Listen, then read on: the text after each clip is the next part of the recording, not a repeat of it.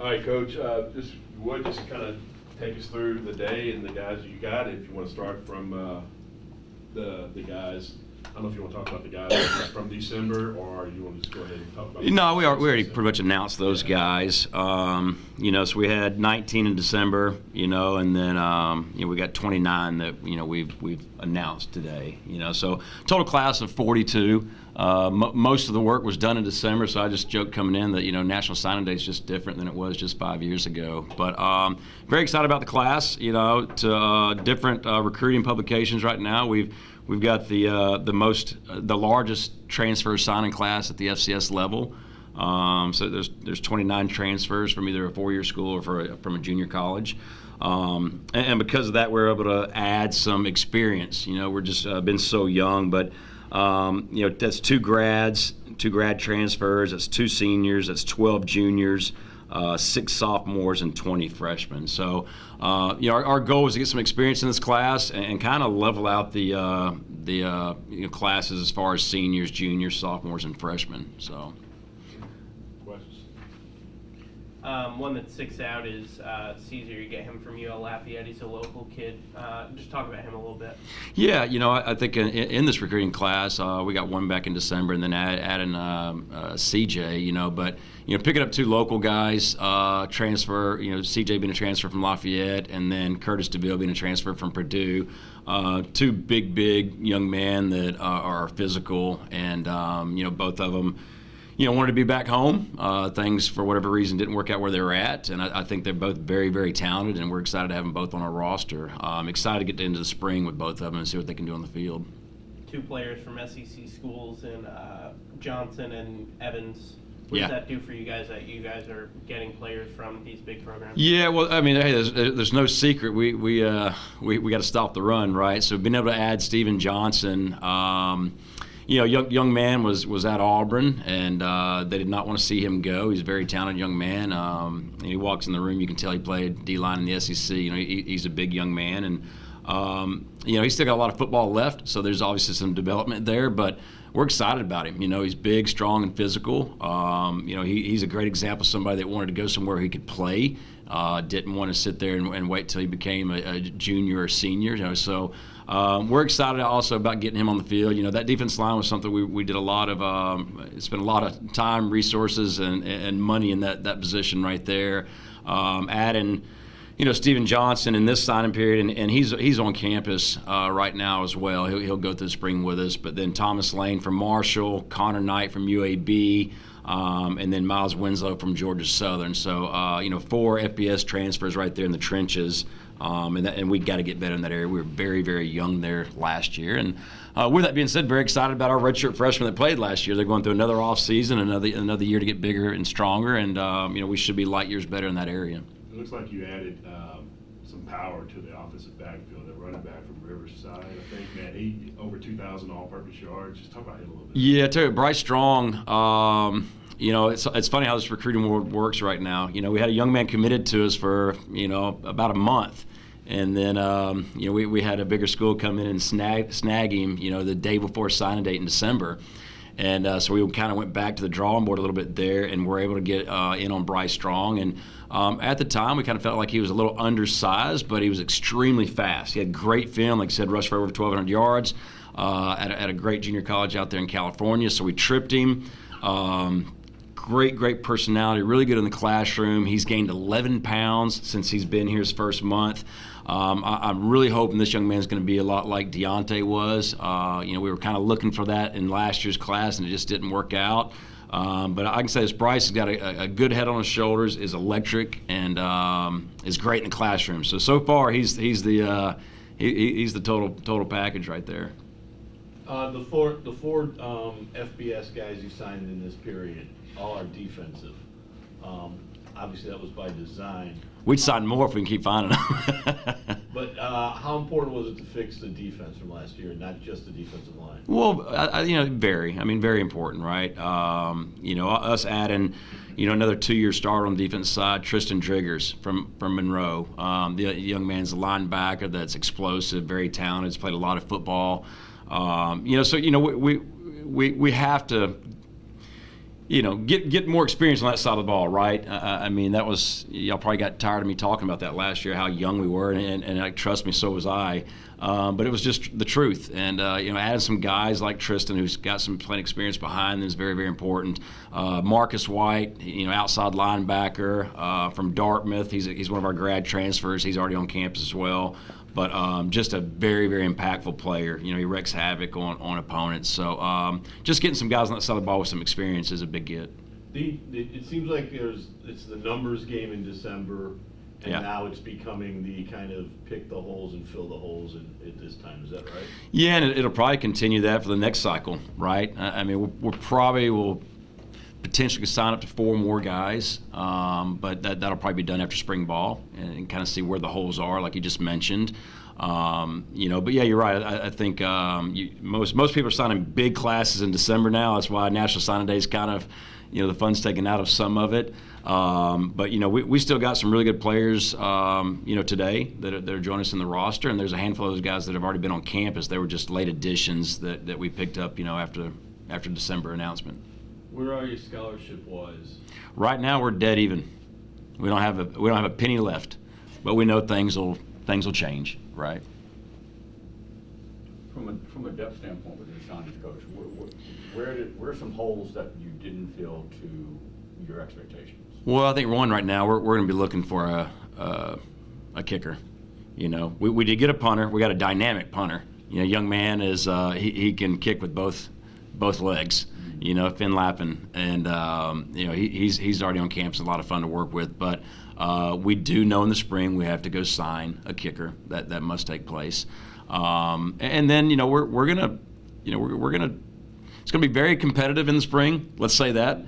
Hopefully a lot of these holes have been filled, but if there's something that comes about after spring ball, we're gonna address it. And right now I feel good. I feel like offensively. I think you always want another offensive lineman or two. Never turn those guys down, right? But I feel like this is the most depth we've had. We're going to have 94 players go through spring practice. That usually does not happen anywhere. Well, part of it is because our senior class was so small. We didn't graduate that many. And just 2 years ago, we only had 56 at spring. Everybody was kind of laughing at us then, right? So we almost got double that. I feel really good about our depth, really on both sides right now. We're 3 deep at inside linebacker.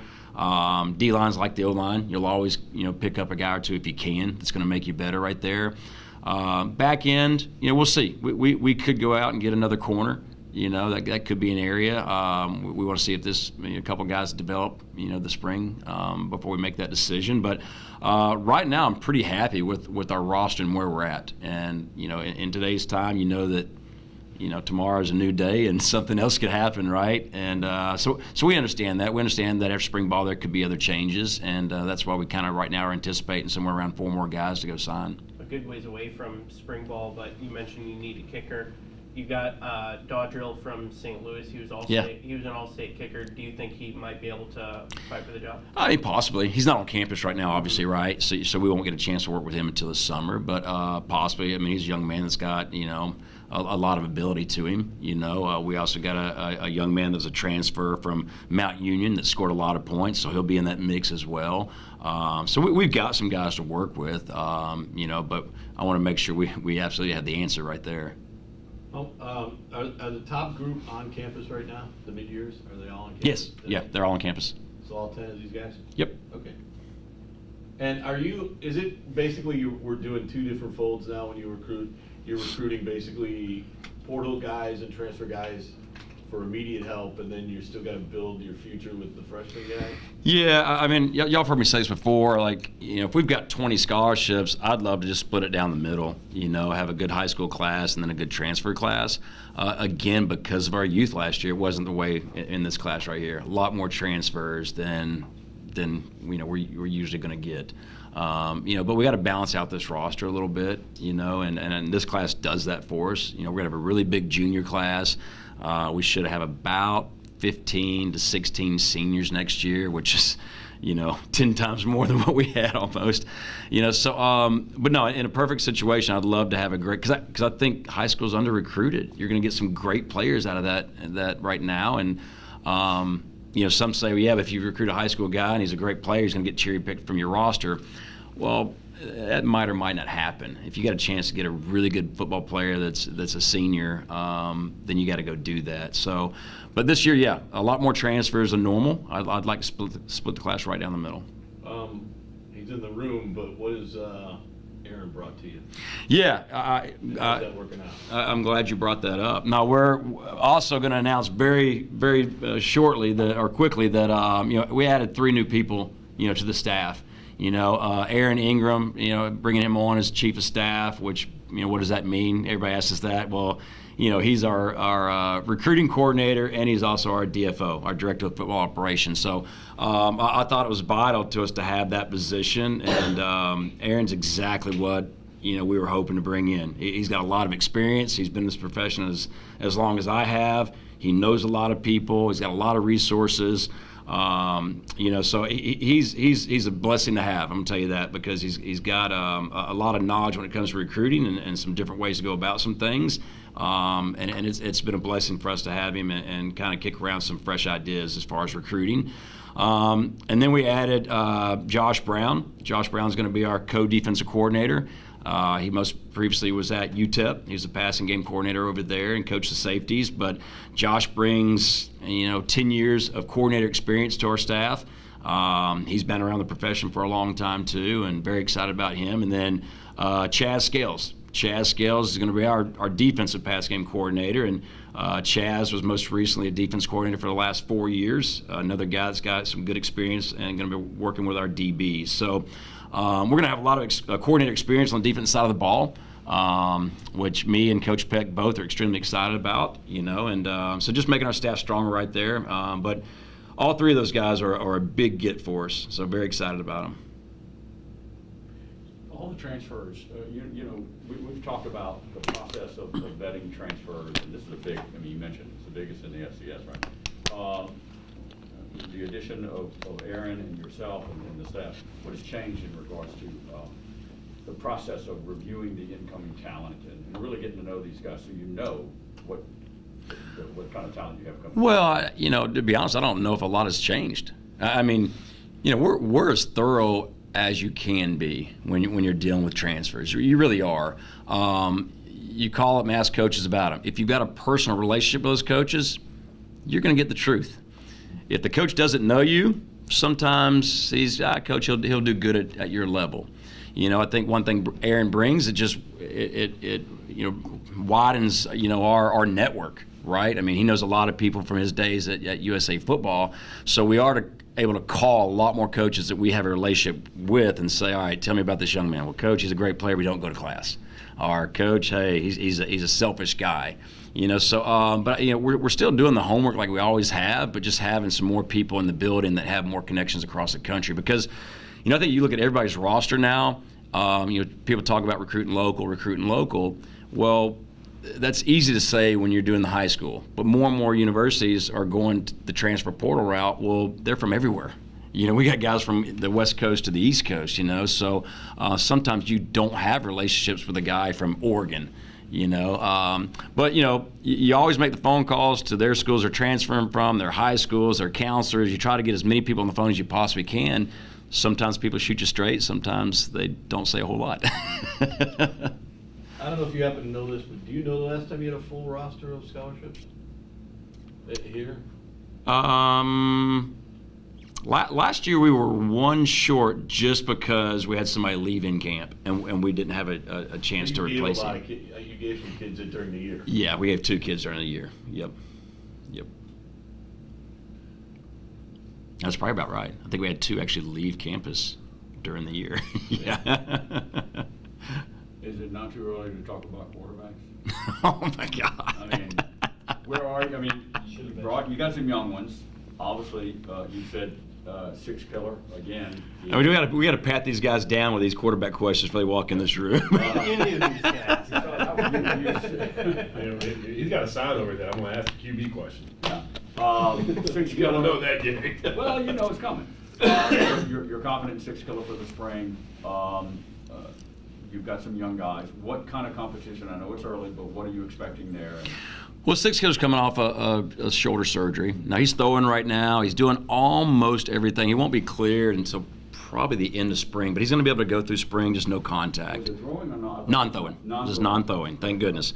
But he's having a solid off season. But we did bring in Alex Flores, a junior college quarterback, and Mount Sac, who had a great career there.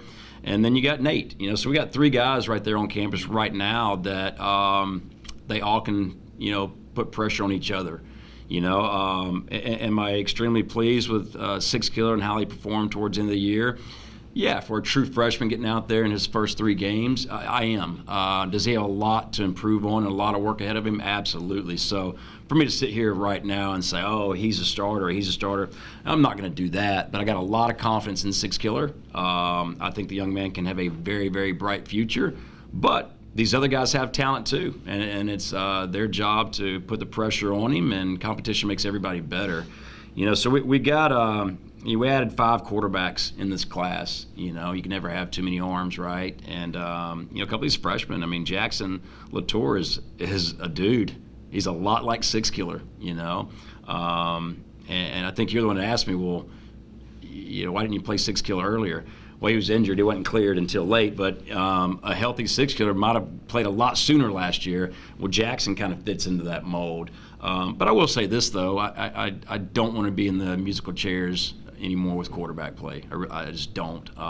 But I'm very happy the 3 guys that are on campus right now. I think they got a lot of potential.